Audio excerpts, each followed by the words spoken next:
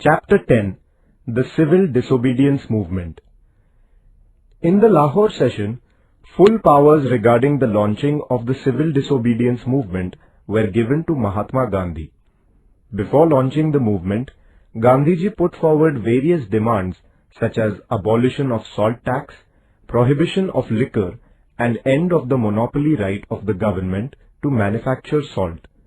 But the government rejected those demands. Gandhiji, therefore, decided to start a country-wide satyagraha by breaking the Salt Act. Salt was a daily necessity and it was freely available in nature. It was, therefore, unjust to impose a tax on it. The Salt Satyagraha was symbolic. In a broader sense, the Salt Satyagraha signified the breaking of all the oppressive and unjust laws of the British government in a peaceful way. The civil disobedience movement included picketing liquor shops and shops selling foreign cloth, as also conducting a no-tax campaign. Thus the movement was broad in its nature. The Dandi March. Gandhiji decided to launch the Salt Satyagraha at Dandi in Gujarat. On the 12th of March 1930, Gandhiji set out from Sabarmati Ashram with 78 of his followers for launching the Salt Satyagraha. Along with others, Sarojini Naidu and Mithuben Petit also accompanied him. In his march from Sabarmati to Dandi, covering a distance of 385 kilometers, people joined him in very large numbers. On the 6th of April, Gandhiji picked up the salt on the seashore at Dandi and broke the Salt Act. Thus began the nationwide civil disobedience movement. The Peshawar Satyagraha. In the northwest frontier province, Khan Abdul Ghaffar Khan was the most loyal follower of Gandhiji. He was known as the Frontier Gandhi. He had founded an organization called Khuda-i-Khidmatgar, Servants of God. He began a satyagraha at Peshawar on 23 April 1930. The town was in the hands of the satyagrahis nearly for a week.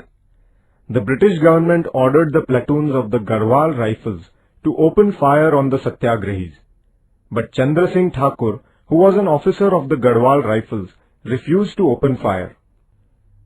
He was court-martialed and was given a severe punishment.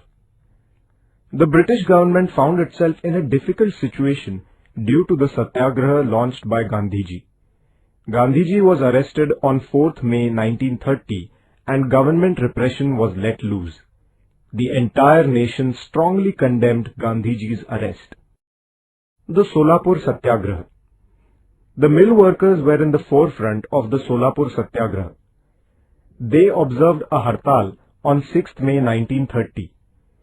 Police stations, courts, the railway station and municipal buildings were attacked. It was practically people who ruled Solapur. At last, the government called in the army. Martial law was imposed and thus the movement in Solapur was suppressed. Malappa Dhanshetty, Shri Krishna Sarda, Kurban Hussain and Jagannath Shinde were hanged for their participation in the Satyagraha. Dharasana Satyagraha. After the arrest of Gandhiji, the leadership of the Satyagraha at Dharasana in Gujarat passed on to Sarojini Naidu. The police lathi-charged the Satyagrahis who came forward to break the Salt Act. The Satyagrahis quietly suffered the blows of the lathi. When they were finally taken away by the Congress workers for medical aid, another batch of Satyagrahis came forward to replace them. This continued endlessly. In Maharashtra, there were salt satyagrahas at Wadala, Malwan, Shiroda and other places. Where there were no salt pans, people began to break the forest laws.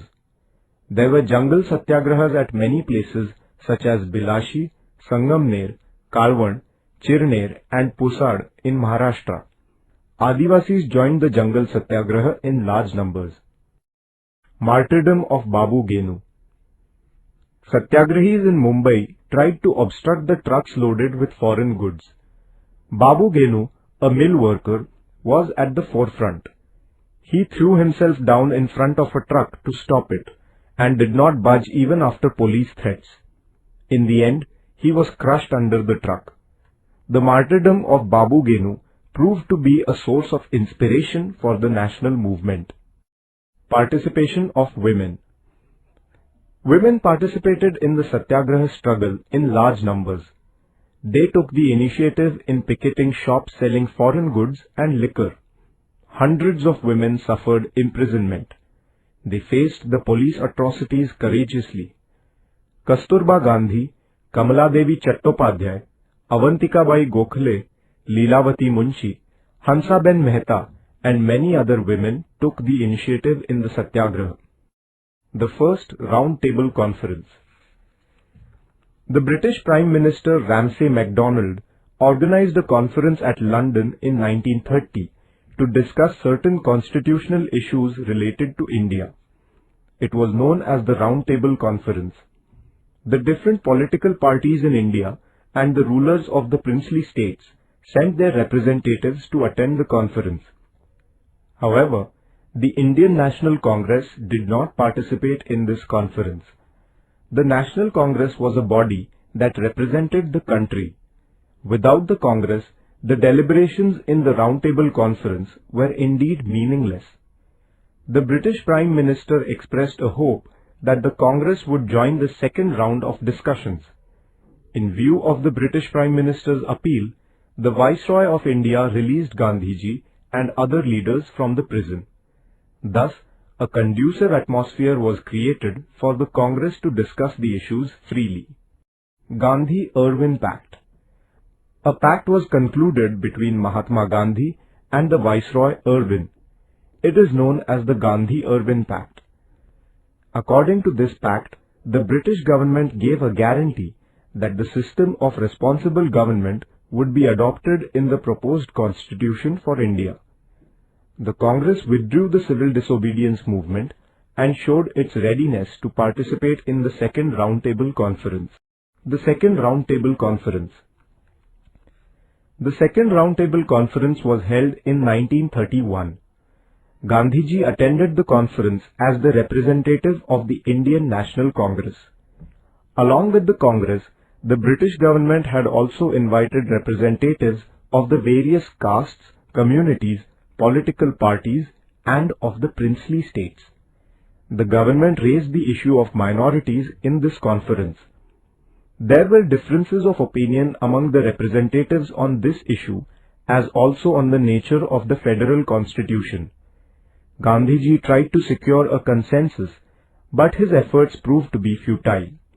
Therefore, Gandhiji returned to India disappointed. The Third Round Table Conference. The Third Round Table Conference was convened in 1932, but the Congress boycotted it. Therefore, this conference also proved to be meaningless. The Pune Pact. Dr. Babasaheb Ambedkar had represented the Dalits in the Round Table Conferences. There he had demanded separate electorates for the Dalits. After the second Round Table Conference, the British Prime Minister Ramsay MacDonald declared the Communal Award. Accordingly, separate electorates were declared for the Dalits. This division of the Hindu society brought about by the Communal Award was not acceptable to Gandhiji. Therefore, against this award, he began his fast unto death in the Yerwada prison. The leaders of the Indian National Congress appealed to Dr. Babasaheb Ambedkar to reconsider his demand. In the interest of the nation, Dr. Babasaheb Ambedkar accepted this request.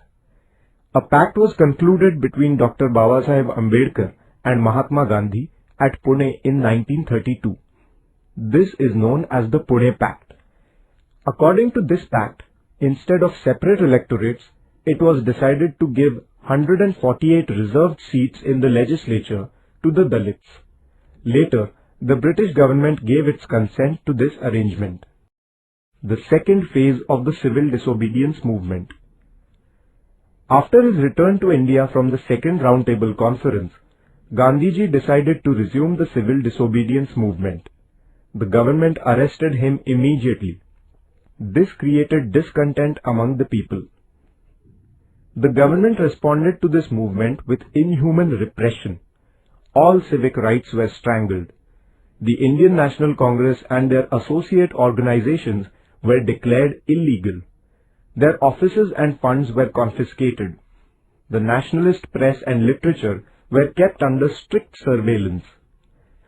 In April 1934, Gandhiji withdrew the movement and the historic phase of the civil disobedience movement came to an end.